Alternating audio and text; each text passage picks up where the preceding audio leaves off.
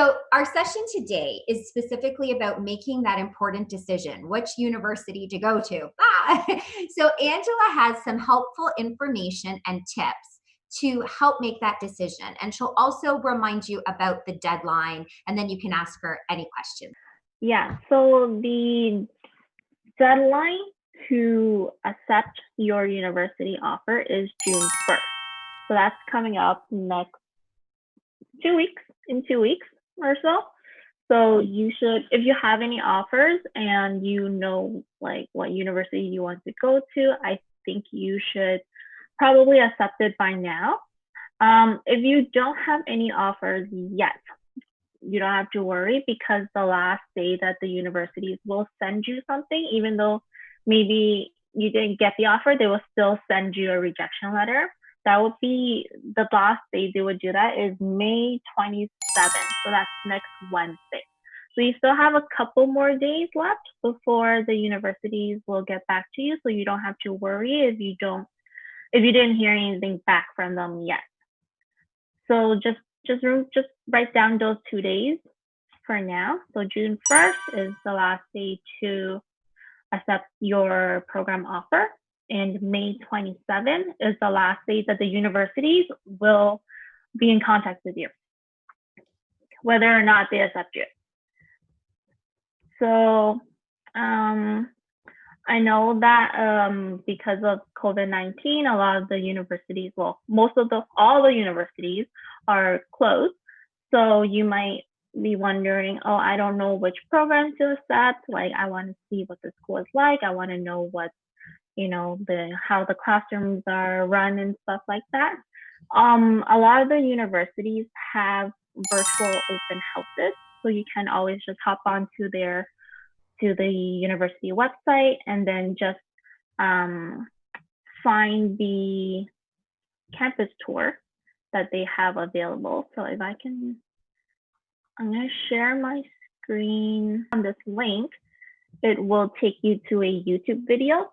So it's like an 8-minute clip of just all 3 campuses of U of T. So you get to see what it looks like, what the classrooms look like.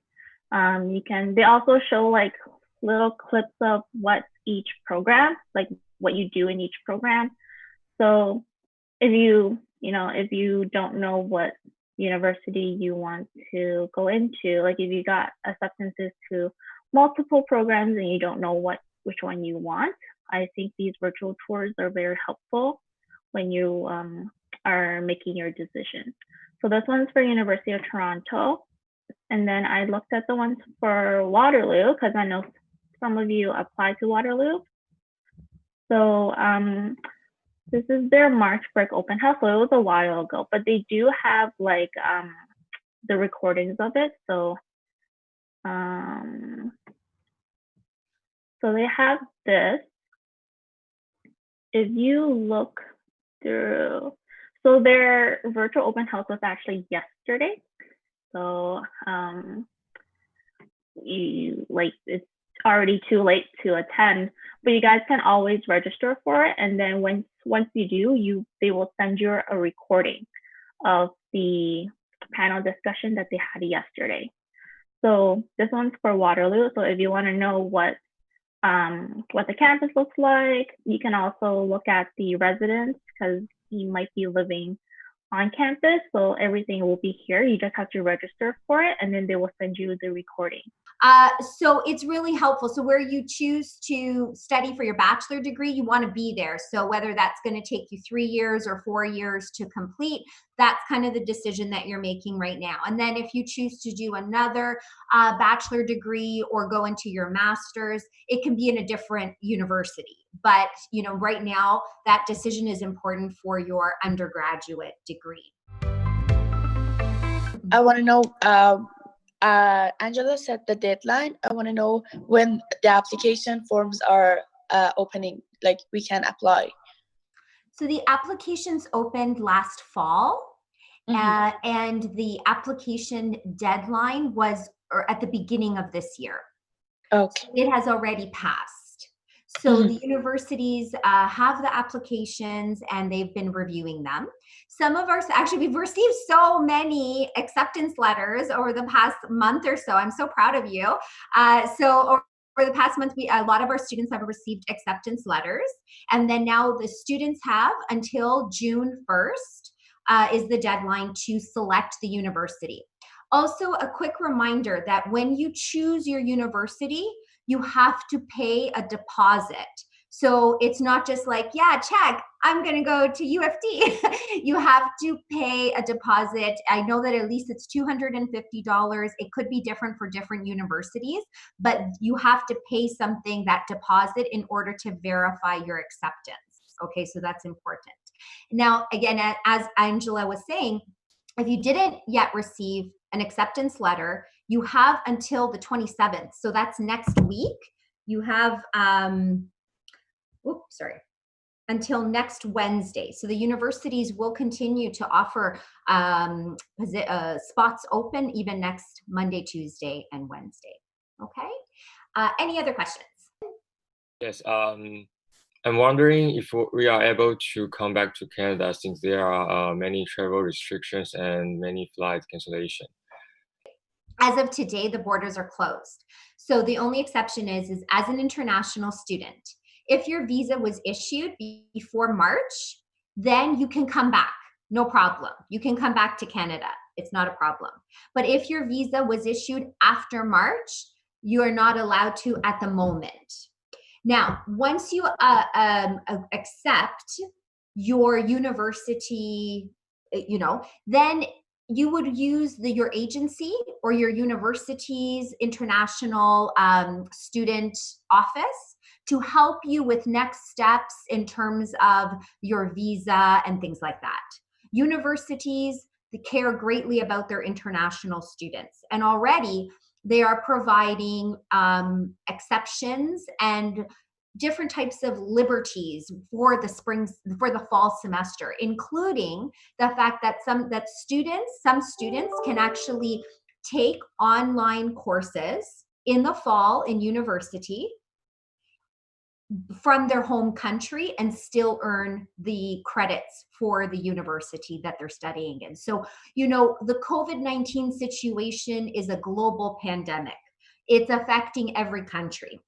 So on a very high level, federal governments, they're really trying to help support international students in every respect. I really feel optimistic that those travel restrictions will ease off in July and August. And I think especially at the end of August, the beginning of September, to allow more international students to return to Canada, as long as the ongoing situation with COVID-19 continues to diminish.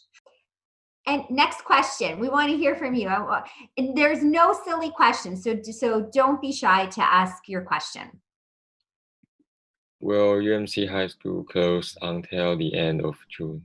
Okay, so as of right now, the private schools are closed with the Government of Ontario's state of emergency. The state of emergency is in effect until the end of May, which is next week. And then they'll probably extend it. So for public schools, they said public schools are closed till the end of June. I think that it's probably, at this point, it's reasonable to suggest that would also be the case for private schools. But right now, we're just showing you the information as we get the information from the Ministry of Education, because the laws governing public schools and private schools are a little bit different.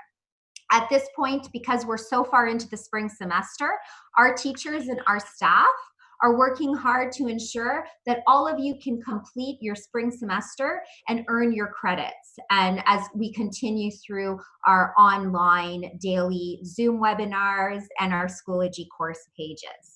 If any of you need summer courses, we are also offering summer courses in July and August, in addition to the traditional online courses so in case you need to finish one before, the forms are available through your marketer or through the guidance, through the guidance counselors. And you can send the form to Angela, and her email is guidance@umchighschool.com. The summer course selection form is due tomorrow. So just in case, if you are interested or you need to, you're still missing, you know, a requirement, a compulsory, or you need an extra grade 12 level course, then that's always an option for you. We want to make sure that you're on track to graduating and that there isn't any boundary for you that would not allow you to attend university in September. So make sure that you've got like your IELTS and that your scores meet the minimum. Please make sure that you have enough credits, especially grade 12 level credits for university. You need 6 credits at the grade 12, which is 4U or 4M level. Most of the programs now are saying that the ENG4U, which is grade 12 English, you have to have at least 70% or more. So that's kind of like a minimum for most of the programs. And then for averages, the averages usually have to be 70, 75% minimum. But I'll be honest with you, because a lot of the programs are very competitive, for university, the program averages are usually in the 80s. And for some of them, like engineering, you know, really high-end programs will be in the 90s as well. But again, I know that quite a few of you have already received received your admission. Any other questions that you may have?